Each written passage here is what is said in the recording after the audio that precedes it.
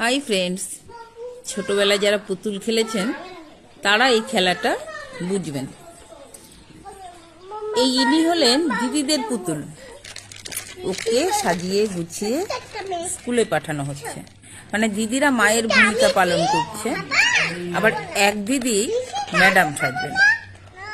এবার ম্যাডাম দিদি কি করছেন, স্কুলে একটুখানি পড়ালেন, তাকে টিফিন খাবে কিনা জিজ্ঞেস করা হলো, তারপর তাকে টিফিন খাওয়ালো। এবার দেখুন টিফিন টাইমে টিফিন খাইয়ে দিল, মুখে পুড়ে দিল। এবার দেখুন চিবুচ্ছে, কেমন করে চিবুচ্ছে দেখুন আপনারা। দিদিদের দেখে দেখে ইনিও সব শিখে গেছে। এত কথা বলে, বয়সের তুলনায় বেশি। শিশুর সঙ্গে যত কথা বলবেন তত তাড়াতাড়ি কথা বলবে।